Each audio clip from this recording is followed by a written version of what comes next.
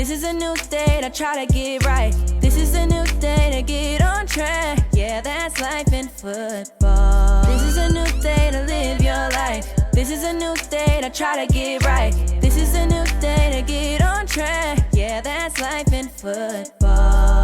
It's life in football. We are life in football.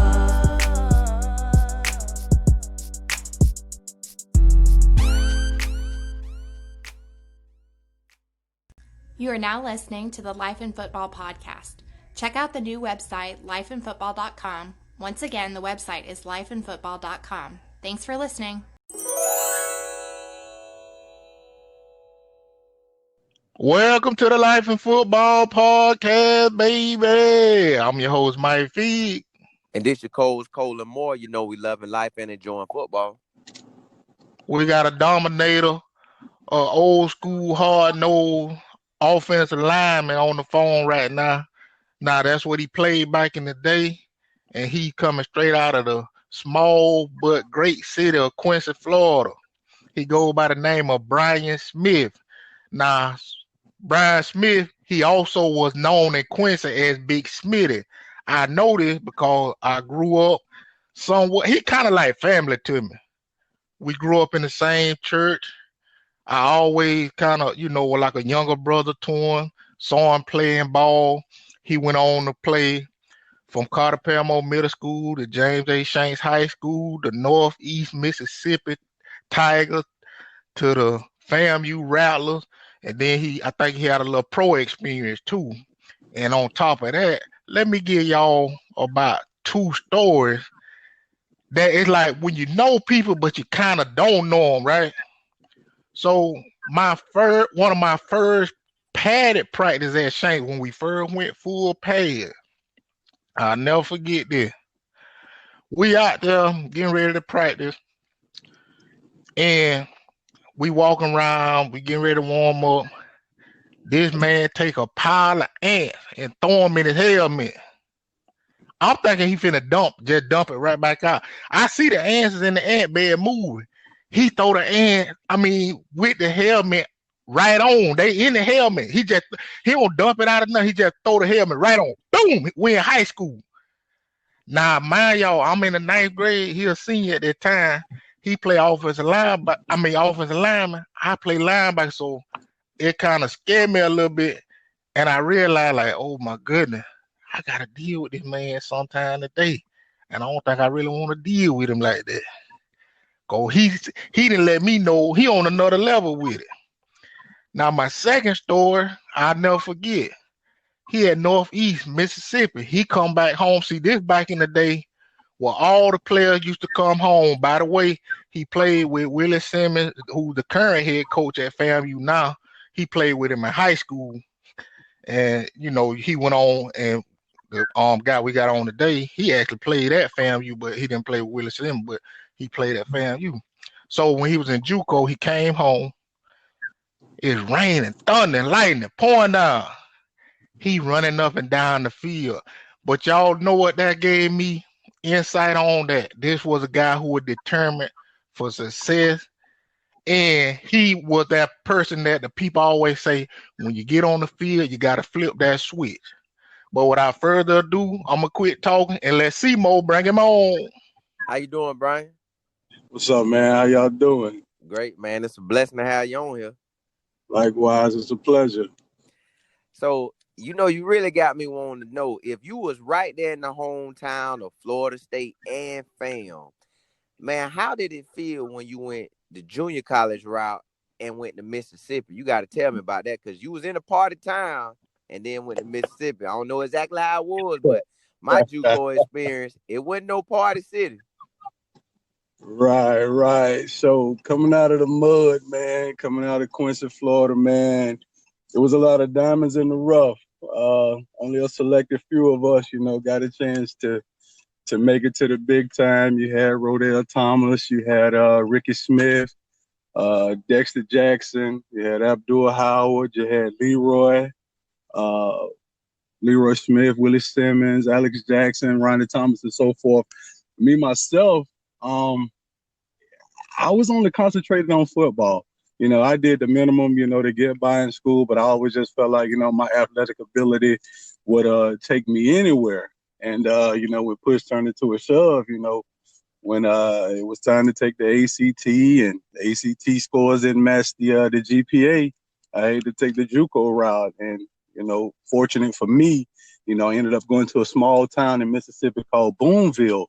And, that particular town, man, taught me a whole lot, man. I learned a lot about myself, gave me character, learned how to survive. It taught me how to deal with adversity, and especially in the year 2000, you didn't think you would have to deal with stuff that, people in the 40s, 50s, and 60s dealt with. I dealt with some of that stuff too, while I was there. But I take nothing from those experiences, man. They helped groom and mold me into who I am today.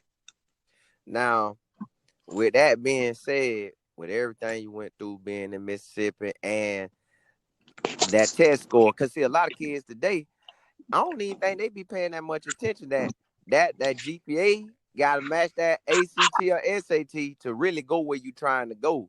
But good thing you went the JUCO route and still knocked out. So you still came back and was able to go and play big time ball. How did it feel getting to sign with your hometown school? So, me wanting to come back home was not my intent.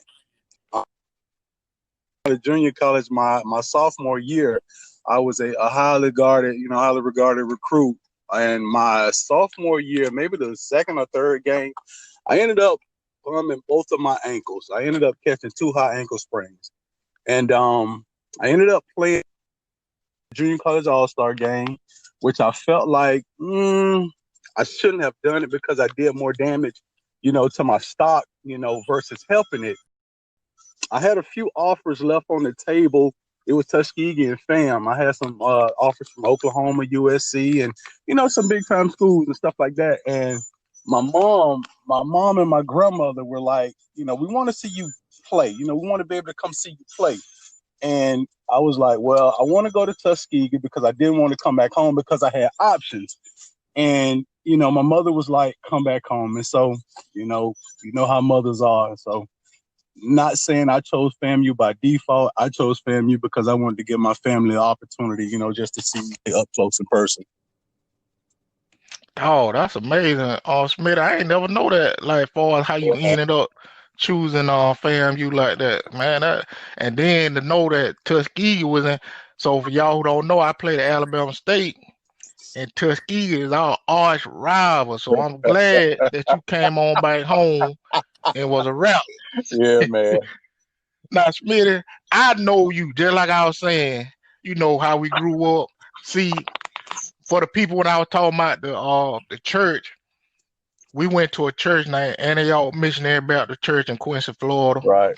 And back then, it was almost really like everybody in there was family. I kid y'all not. It like the whole church stood as one, really. And we had our little section in the back where we sat at, way in the back corner.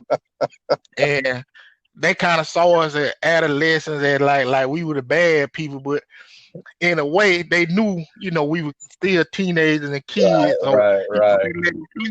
So let the people know how it was for you growing up and, how things was like just far as your family and just growing up in Quincy.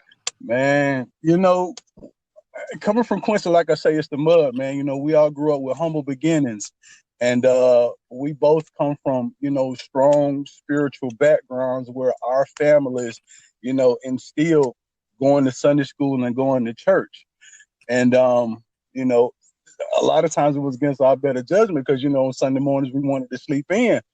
But, going to church and going to Sunday school, we were able to, have fun with each other, even though, we was in that back corner, doing our little thing, laughing and giggling, and stuff like that.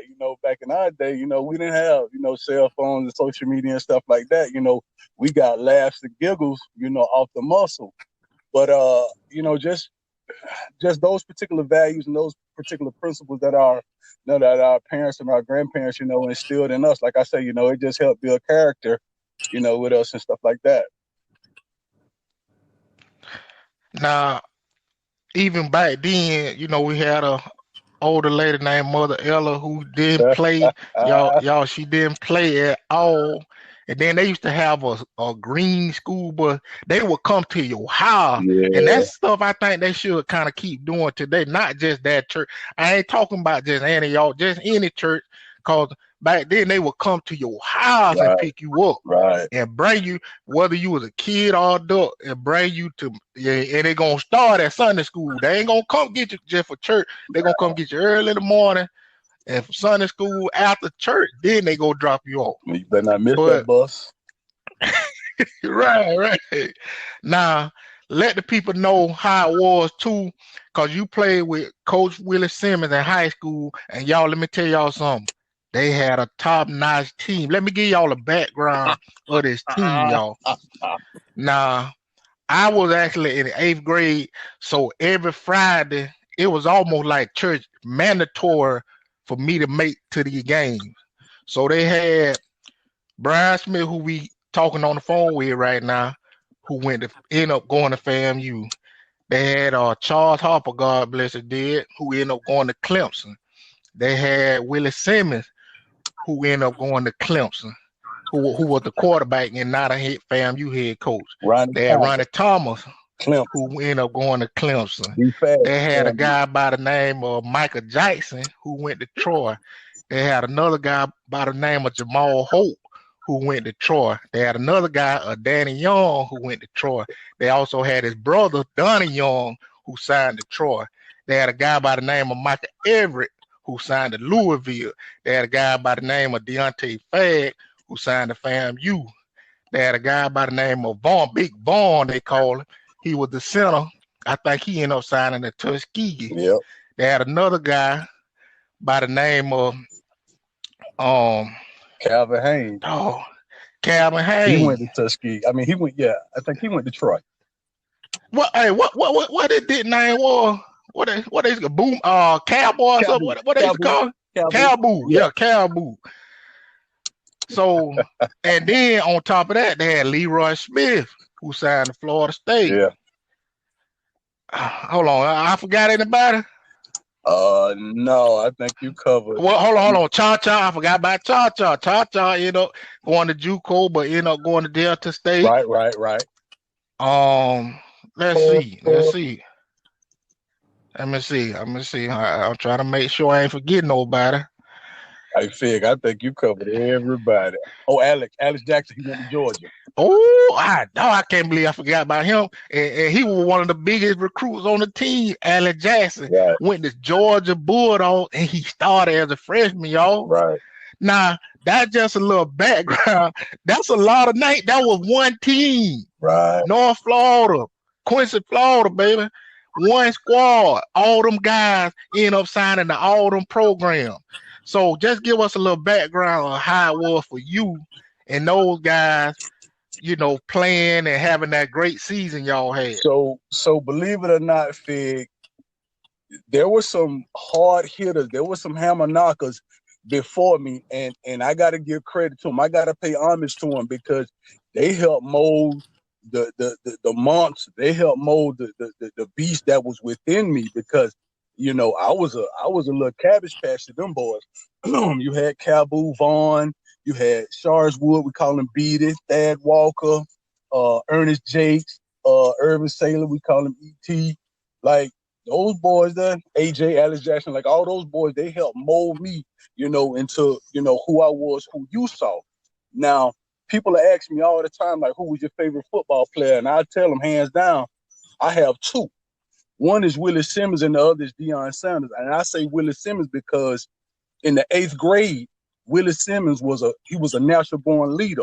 He didn't mind getting our face, slapping us in the head and, yelling at us and telling us to get our behinds in line. And he earned my respect at a young age. And, just being able to protect him, like I took pride in protecting my quarterback just because I felt like, if you hurt him, you got to hurt me. And, just playing with him, man, it was something great because I knew he was great. I knew he was going to be iconic. And that particular squad, man, to me, there'll never be another squad like that that'll ever come through Gadsden County, in my opinion, just because we were all some hungry, driven, determined country boys, and we were all on the same page. And those days, those times, those memories, man, like I take them to the grave with me. Now, with you playing with knowing Willie Simmons that whole way through, and to see him now, did that surprise you or shock you that he ended up being FAMU head man? It shocked me by surprise, and I'm gonna tell you a little story. It happened along the lines, with the paperwork and stuff like that. And man, we was in practice, man. We was practicing. It was me, him, and Ronnie Thomas. We were all back together, and we was about to reform that magic. And something happened along the lines, and Ray and Ronnie were deemed disqualified. And I kept a bitter taste in my mouth with fam because I felt like they screwed me over from playing with my boys again. Lo and behold, 20 years later, who would have thought he'd have came back and become the head coach, of the school where, things didn't go the way that we thought it would be. For me, I just thought it was like, it was awesome, man. Like I get chills thinking about it. I see him on the sidelines doing this thing, man. I just think it's awesome. Now, my last question for you is, you really made me think about it. You said mom wanted you at FAM and the family wanted you at FAM. My cousin ended up signing with Florida State in '98 because his folks wanted him at FAM. But he always told me, I don't know if he want this on record, but I'm going to put it out there. He always told me he should have went to Ohio State or Michigan. Do you feel you should have went to Tuskegee? Well, I'm gonna say yeah and no. I'm gonna say yeah because I would have been more focused, on my craft, because I wouldn't have been at home having options, Quincy and Tallahassee just a skip and a hop away. So, for me, if I would have just been isolated like I was in Mississippi, I'd have concentrated, more on my craft instead of just being like, oh man, let me go back home and, and be the current hometown hero. I would say no because my grandmother was, and it gets me emotional because my grandmother just recently passed away.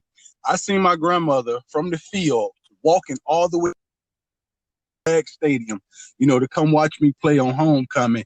And me choosing FAMU that particular time was the right thing for me to do because who would have thought you'd see a 70-some-year-old lady walking up to the top of Bragg Stadium just to see her grandson play? Now, we got to get this in here because the information is vital.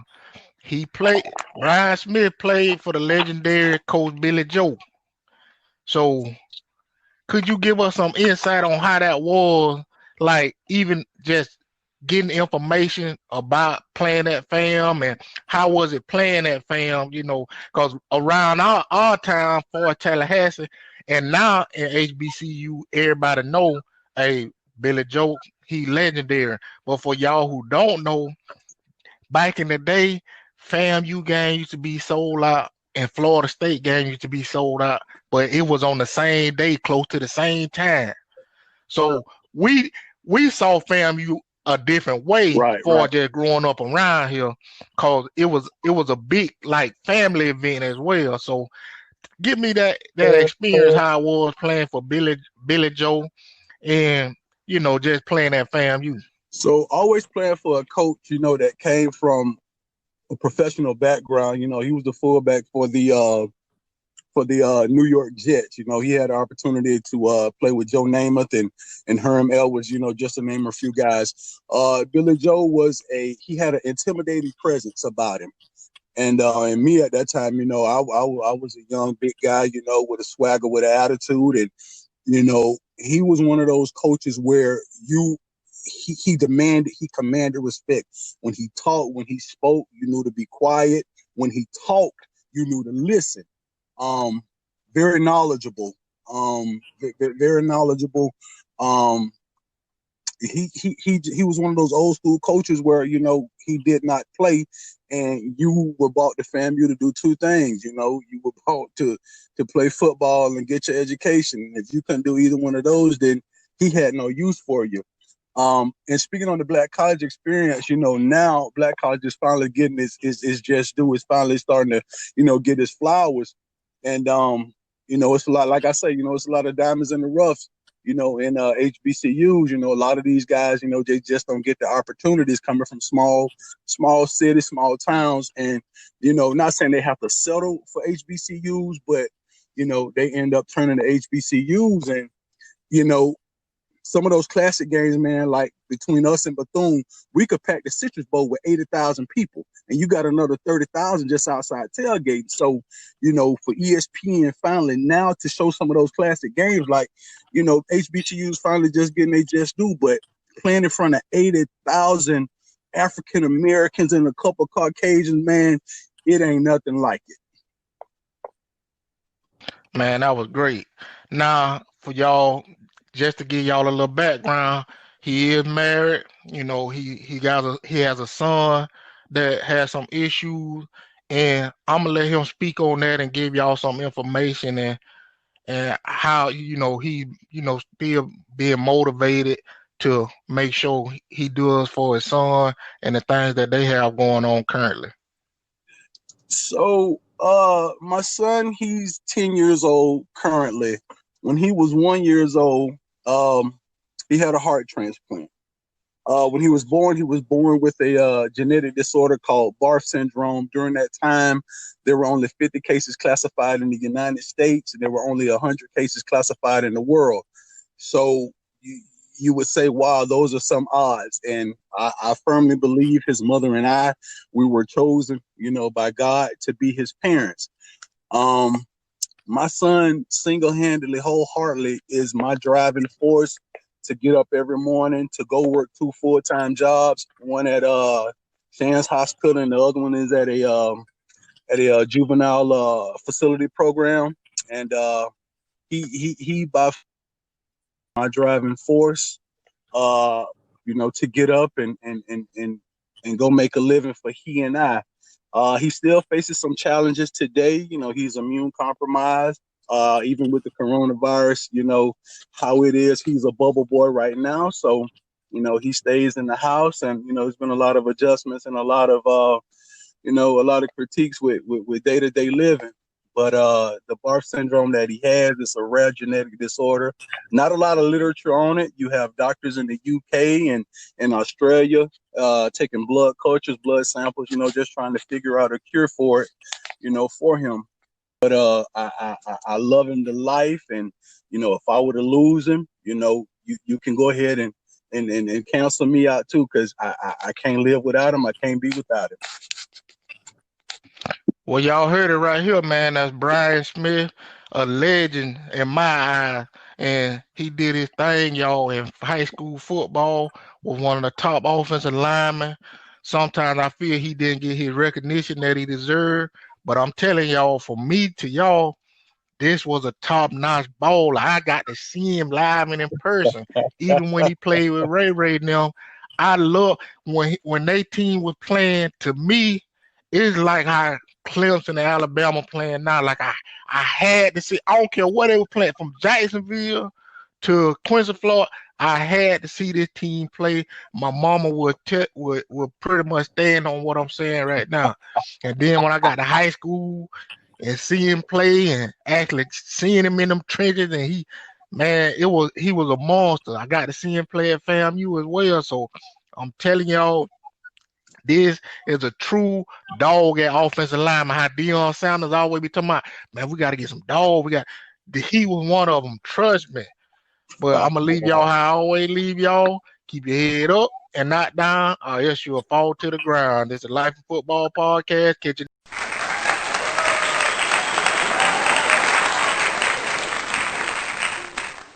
You are now listening to the Life in Football Podcast. Check out the new website, lifeinfootball.com. Once again, the website is lifeinfootball.com.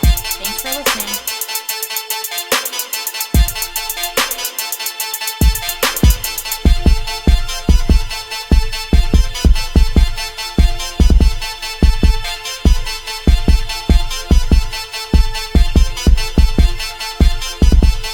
Press play.